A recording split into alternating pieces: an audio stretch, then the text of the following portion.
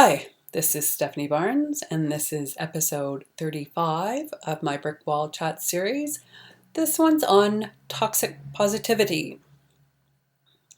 Not necessarily business related, more life related, although it certainly flows over into business, sometimes at least. But yeah, has come out of some experiences I've had over the last year. I'm recording this at Christmas of 2019, so I would say in particular since the end of May of 2019, yeah, some experience of toxic positivity and some frustration with it. And in a lot of different situations, some of them actually were business related and some of them were more personal. But this idea of looking at the bright side, and there's a lesson to learn in this, and everything happens for a reason, and yeah, and sometimes honestly life just sucks, and that's okay.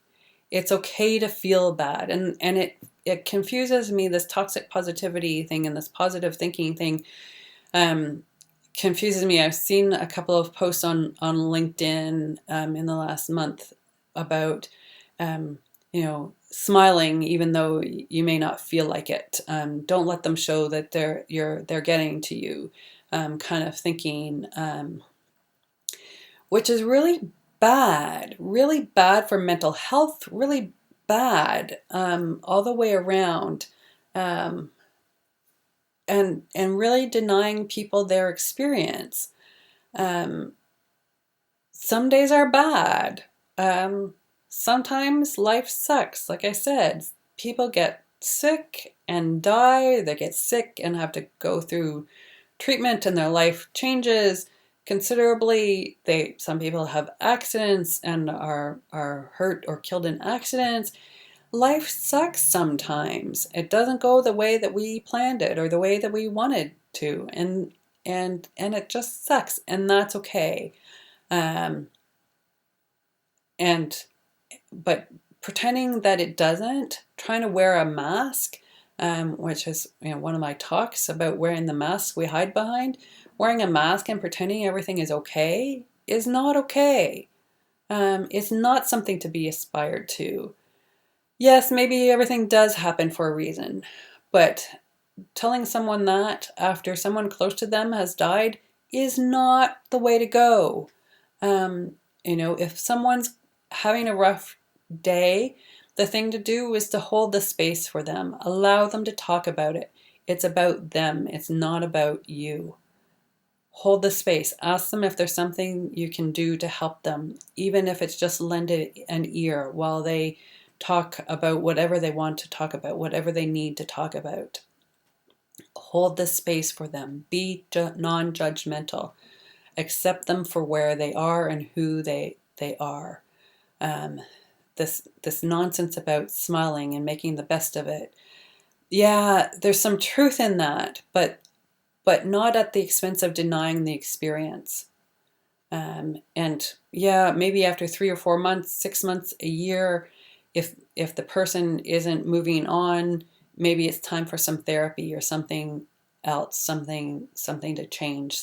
They need some help, and need to talk to a mental health professional. But everybody has good days and bad days, and this is the problem. One of the problems with social media is everybody just likes to paint a glowing picture of how wonderful their life is, and how wonderful, oh, look at this wonderful food I'm eating, or look at this cute puppy I've just adopted, or look at, I don't know, look at how wonderful my life is. But you see these little glimpses, but you don't see the minute-to-minute stuff, because some of the stuff doesn't suck, or isn't great. Isn't a beautiful meal provided at a 5-star restaurant. It's doing the laundry. It's oversleeping because you slept through the alarm because you were up late trying to finish something for work or for school or for somebody else or for yourself because you wanted to finish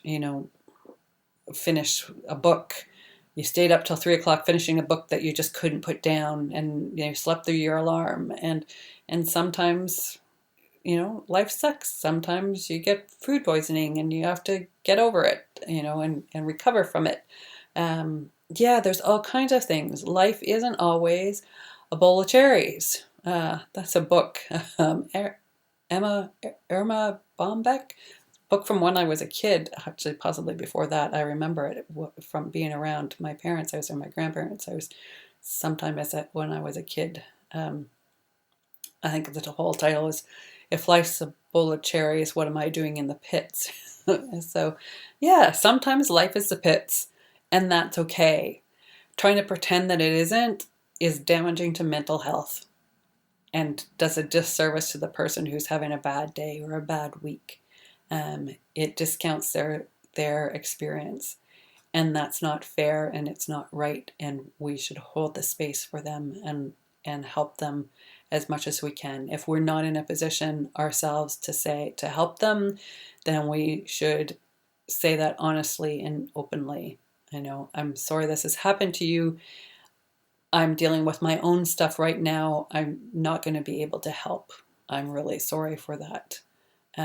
I'll reach out when I'm in a better place.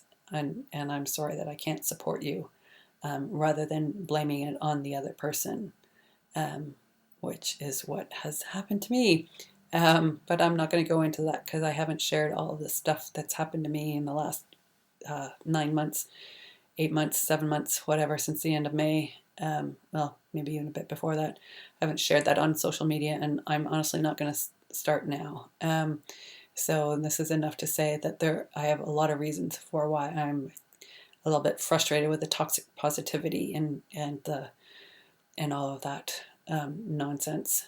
Like I say, there is some good to be taken out of that. At least for me, there's a lesson to be learned, but maybe it's a lesson I didn't want to have to learn, or I thought I had already learned, and I'm a bit frustrated and annoyed at having to learn it again or having to learn it at all.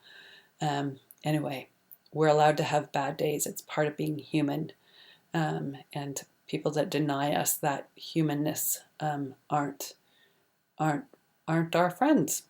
There, I said it.